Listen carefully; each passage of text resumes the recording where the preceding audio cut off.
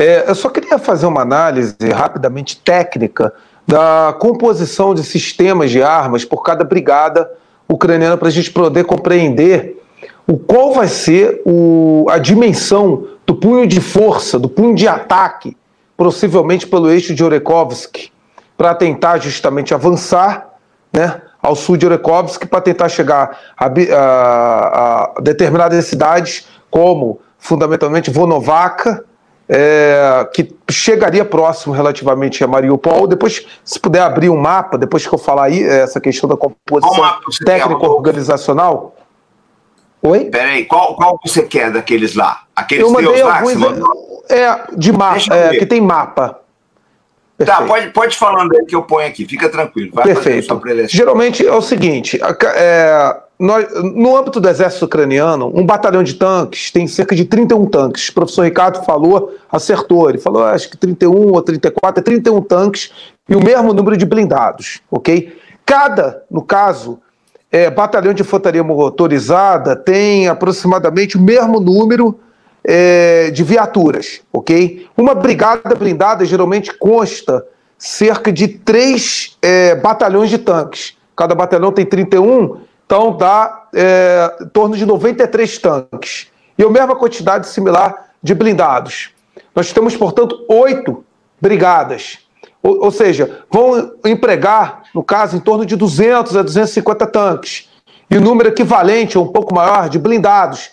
Blindados de combate de infantaria e blindados, normalmente, APC. Só que a Ucrânia ela tem empregado atualmente, de uma forma bem otimizada, as barragens de artilharia. Eles empregaram barragens de artilharia na primeira linha de camada. As forças russas, por isso que tiveram que manter com uma gray zone, zona cinzenta, justamente porque são posições ruins de se manter, porque são terrenos abertos. Estou falando de Zaporizhia, ok? Mas só que a utilização de sistemas de artilharia precisos é o grande componente que a Ucrânia atualmente tem para infligir o máximo de danos às forças russas na retaguarda.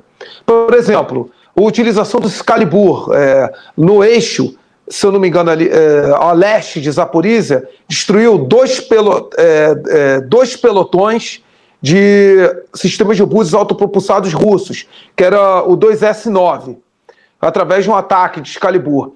E também ataques por munições guiadas de precisão do HIMARS, os chamados as munições GMLRS, que são munições guiadas do sistema HIMARS, que a gente tinha alertado no ano passado que as forças americanas procurariam adaptar bombas GLBD, que são bombas burras guiadas por sistemas de posicionamento de satélite, para os foguetes HIMARS, inclusive empregando de forma furtiva em qualquer caminhão. Isso conseguiu promover alguns danos à retaguarda russa. Só que tem o seguinte: essas barragens de artilharia ucranianas, elas são muito otimizadas, relativamente limitadas na escala de intensidade quando comparado dos russos. E como o professor Ricardo falou, a proporção ela é muito favorável à Rússia nas barragens de artilharia. A Ucrânia ela dispara em torno de 5 a 6 mil projéteis, enquanto que a Rússia de 15 a 20 mil.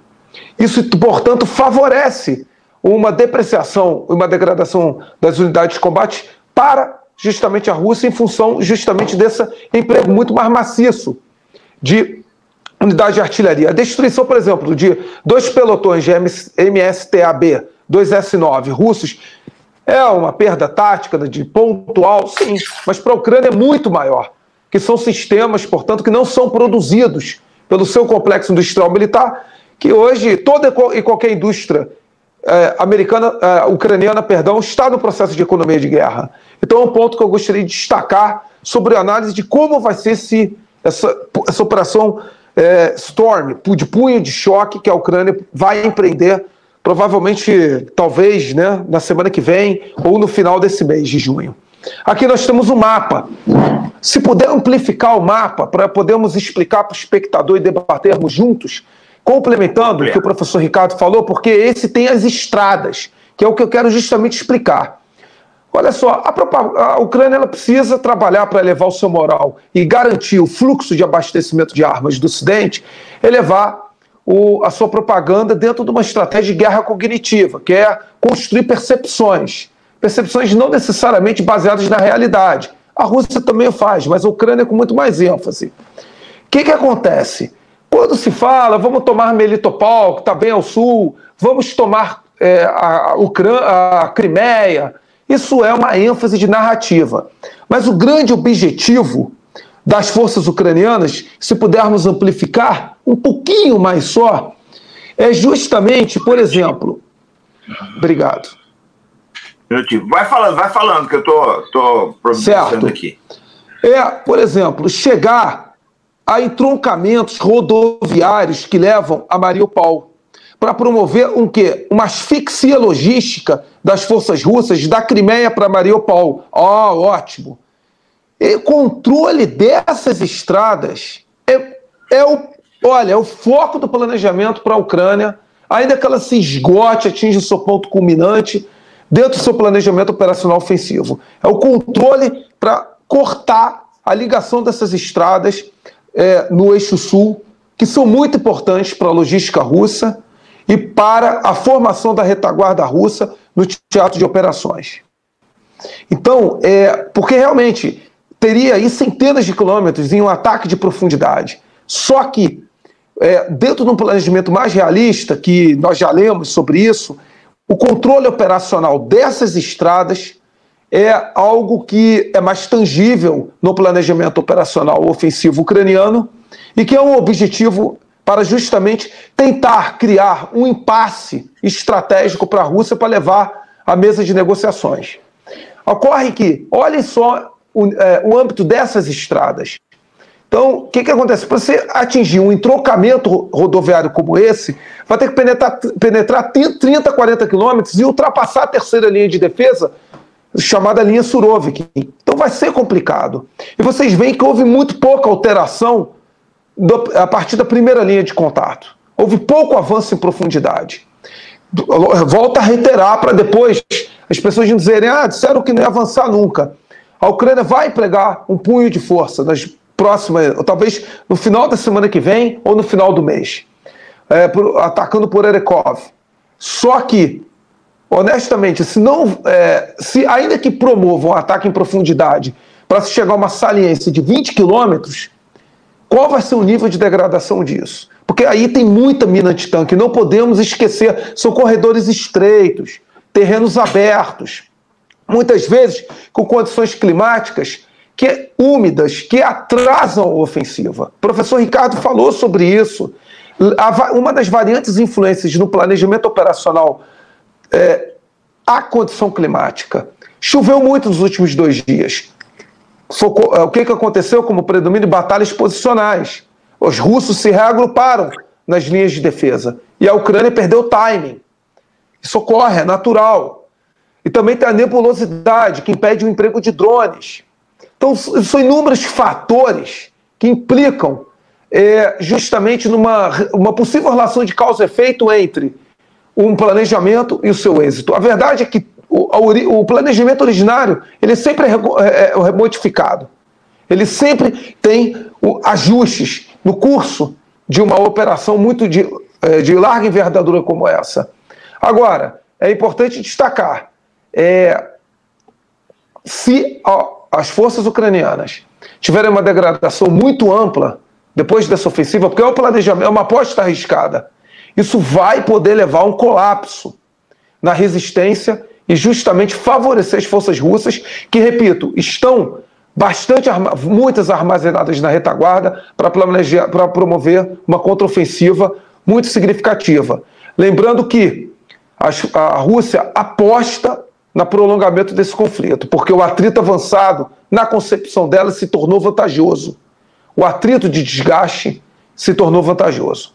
Então, esse mapa nos permite explicar, para ter racionalidade, o planejamento operacional ofensivo são controles operacionais de entroncamentos rodoviários nesse eixo sul.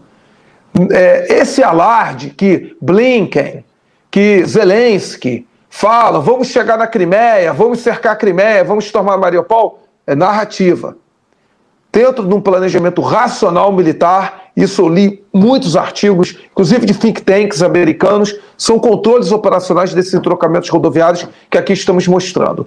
Nós temos, só para concluir, o entrocamento rodoviário bem a oeste, em nome complicado, Piatihatic, por Malaya Tomakatika, outro entrocamento rodoviário. Vejam que as operações de reconhecimento e força para tentar romper a barreira são todas para atingir as áreas desses entrocamentos rodoviários. O que, portanto, converge com o que nós estamos falando. Porque a Ucrânia tem pacificado um número de perdas muito alto nessa operação ofensiva. Então, ela conseguiu o controle operacional de um entrocamento rodoviário relevante dessa, já vai ser algo taticamente importante. Então, são considerações que eu gostaria de destacar para que o nosso espectador entenda a concepção desse planejamento ofensivo e como está se dando, olha só os eixos que estão acontecendo, o reconhecimento em vigor. Muito obrigado. Muito obrigado, doutor Rodolfo. Eu vou passar aqui para o Ricardo. Deixa eu só falar duas coisas importantes. Eu estava vendo a explanação do doutor Rodolfo e eu lembrei de uma frase do General Patton, um livro que eu li 40 anos atrás, A Guerra que Eu Vi, deve ter na Biblioteca ainda.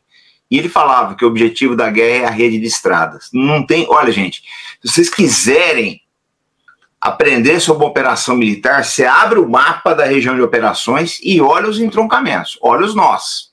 Porque geralmente se combate em torno desses nós rodoviários ou nós ferroviários. Não tem como errar, isso aí não tem erro.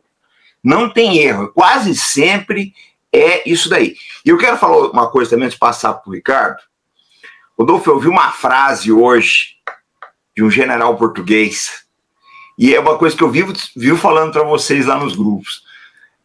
Já o Vitor Viana, ele estava fazendo um comentário, e ele falou uma palavra maldita, que eu acho que é a palavra que deve causar arrepios na OTAN. Deve causar arrepios. E ele falou a palavra maldita. A palavra maldita é Kursk, pessoal. Kursk foi a melhor operação defensiva da história da humanidade. Aquilo foi um moedor de blindados alemães.